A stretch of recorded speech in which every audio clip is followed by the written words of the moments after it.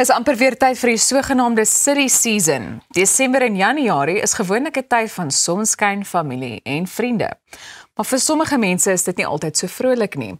Die kliniese sielkundige Hein Hofmeyer gesels vandag oor hoekom hierdie tyd van die jaar vir sommige mense uitdagend kan wees en hoe ons geestesgesondheid oor die feestyd kan beskerm.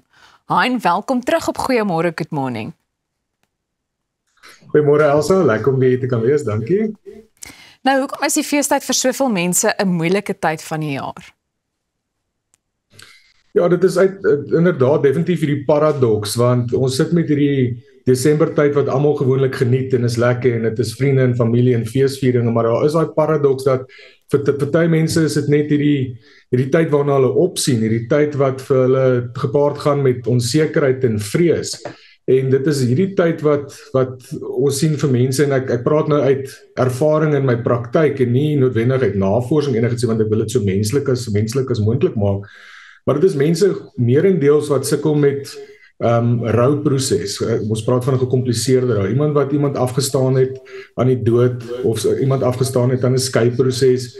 En daai persone sukkel dan met hierdie gevoele van eensaamheid, verlange en intense rou en intense pyn. Ouers wat nou net deur 'n egskeiding gegaan het, sit met hierdie eensaamheid van hulle kan moontlik nie hulle kinders sien nie. So dit is die groot groep wat gewoonlik die meeste deurloop in hierdie tyd wat vir hulle moeilik is. Die ander is gewoonlik hierdie groep wat finansiëel ook sukkel in 'n tyd van feesvieringe. Daar is hierdie idee dat daar's 'n letterlike druk wat op ons geplaas word dat die feestyd gaan gepaard met geskenke en partytjies en feesvieringe, en daar's die wat net nie by dit kan uitkom nie. En alhoewel daar niks fout is daarmee om nie groot geskenke te koop en groot feesvieringe te kan handhaaf nie, is daar die wat voel hulle is dan nou nie goed genoeg nie, wat voel soos 'n mislukking in hierdie tyd dat ek is nie 'n goed genoeg pa wat kan voorsien vir sy familie nie. Verder is daar hierdie wat sukkel met alkohol en substansiemisbruik. Dit is 'n tyd waar die mense voel dat hulle gaan in hierdie binge episodes in wat ons dan nou gewoonlik sien, en as ons deur daai binge episodes gesien is daar 'n finansiële implikasie, dit breek familieverhoudings af, en dit is dan ook dan nou waar hulle in 'n dip ingaan as ons na die afkom van die gebruik gaan. Verder is daar ook die wat alreeds depressief is, wat opsien na hierdie tyd, waar dit gewoonlik gepaard gaan met opgewondenheid, sien hulle baie op hierna, en hulle sit met hierdie drie bene van selfdood, selfs partykeer hierdie magteloosheid, hopeloosheid en eensaamheid. Ja. Ek wil tog daarbey aansluit, want ek meen statistiek toon dat selfdoodsyfers gewoonlik met tussen 9 tot 11% styg in hierdie tyd. Is daar miskien 'n paar redes wat jy kan uitlig net so vinnig? Ja, soos ek sê, die drie bene wat ek al baie gesien het in selfdood is hierdie magteloosheid, die gevoel dat ek kan niks doen nie, daar's niks wat help nie, ek sit in my situasie en daar's geen uitkomskans nie, die hopeloosheid van niks gaan ooit verander nie, en dan die absolute eensaamheid, en dis 'n eensaamheid wat ons selfs partykeer sien saam met mense en rondom mense. So dit is daai gevoelens wat dan nou deur hierdie tyd meer raak, vir party mense wat selfs moet werk, omdat ander hou vakansies, is dit 'n tyd waar ons baie keer ons selfs assesseer vir die jaar wat verby is, en ons kyk uit na die jaar wat kom, en dan verloor ons dan baie keer ons doel en ons rede om te lewe. Van hoekom doen ek hierdie? Hoekom is hierdie hamsterwiel waarop ek elke keer is, van die oggende opstaan en gaan werk, en in die aande weer net gaan slaap, en die volgende dag weer net te kan werk, sodat ek net ietsie kan koop om te kan eet, raak hierdie hopeloosheid dan nou meer, en dis hoekom ons baie keer dan nou sien dat selfdoodsyfers definitief styg in 'n tyd van vakansies.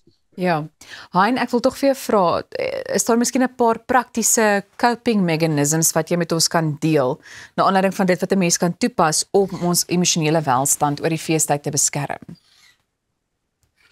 Ja, kyk, daar's baie goeders, en ek sal graag eintlik wil hê mense moet definitief by iemand uitkom as jy bekommerd is dat jy iemand is wat die meer gaan sukkel, gaan gesels met iemand, want daar is definitief tegnieke en iemand wat kan help deur hierdie tyd, maar soos ek sê, dis 'n tyd van onsekerheid vir baie mense en vrees, en dit is ook dan 'n onvermydelike snelheid. Dit gaan gebeur, maar hulle weet nie hoe gaan dit gebeur nie. So dan sê ek, ons moet op 'n mate van 'n selfsekerheid skep. Ek moet omdat ek die sekerheid in die toekoms het, moet ek die sekerheid in myself skep. En dis dan nou 'n tyd waar ek moet fokus en amper visualiseer soos 'n sportman oor hoe gaan ek dink in hierdie tyd? Hoe wil ek voel in hierdie tyd en hoe wil ek reageer in hierdie tyd? Wat is die dinge wat ek in plek wil sit? Struktuur en routine, al is dit 'n tyd van rus, is belangrik. Staan op in die oggende met 'n doel en maak seker jy weet wat gaan gebeur. Hou daai struktuur en routine. Hou jou selfsorg. Ek sê om te stort in te bad en te skeer en partykeer net na jouself te kyk is 'n manier wat jy eintlik in jouself belê, en wanneer jy vir jou onderbewussyn daai idee gee van ek belê in myself en raak ek waardevol. En dan ook, alhoewel dit vir mense wat depressief is voel hulle wil isoleer en onttrek, die behoefte van depressie is troos en dit is koneksie. So gaan sosialiseer, maar is O, gits. Dit lyk my ons het hom daar vir 'n oomblik nou verloor. Maar goed, dankie Hein. Dit was 'n baie insiggewende gesprek, maar bly net waar jy is, want net hierna hoor ons hoe Clothes to Good mense help en sommer ook die planeet red. We don't age, we upcycle. Still fabulous at 14. Trying to make a difference and I still do. 10 years turning clothes into change. Every day we make clothes into hope. Many lives change, one bag at a time. Years to 14 more years of making a difference. Proud to be part of this incredible journey. Halala, close to good, halala. From waste to work, it's what we do best. It's awesome working for a company that cares. Every bag has a story to tell. Close to Good is not just a working place, it's a mission. Team Close to Good forever. Happy birthday, Close to Good. There's the coffee. Cheers to us. Happy birthday, Close to Good! Clothes to Good is a hybrid social enterprise that turns textile waste into opportunity. Their mission is threefold: to help people escape poverty through micro-business development, to create real inclusion for people with disabilities, and to protect the environment by reducing textile waste and keeping waste out of landfills. Clarice de Kock is here to tell us more. Welcome to Goeiemorgen. Good morning, Clarice. Thank you so much. Lovely to be here. Can you tell us a bit about how Clothes to Good started? So it's actually quite an interesting story. Close to Good was found 14 years ago. There's two very important role players that made this dream come a reality. So JC Naidu, who's the founder. At the time, he was working in corporate as an engineer. And then his golf caddy of 10 years, Lucky.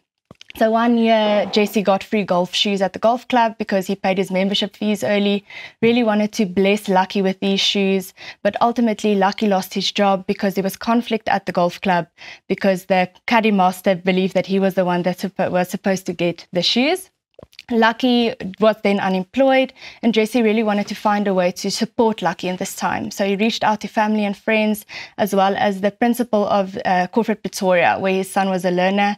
They gathered clothes and they collected clothes. They did a school project and they raised 4.5 tons in one day. So that is now where the dream started, because what do you do with 4.5 tons of clothes?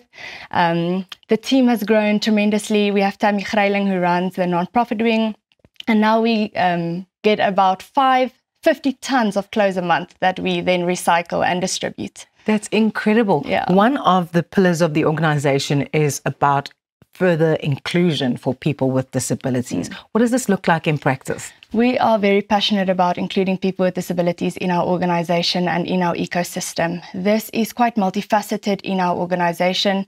Firstly, about a third of our workforce are people with disabilities. We have a third of our micro businesses that are caregivers of children with disabilities. We also provide individualized support for those kids through intervention by occupational therapy and social work intervention. We have a work readiness program, an en route program, where we support young adults and adults with disabilities on their way to employment, whether that be in supported employment or in the open labour market. We also work with businesses to actually allow them to include people with disabilities in their workforce and how to support them, specifically in the fashion and the retail space. Yeah. And then we work very closely with a lot of low income or low resource ECD centres in the community.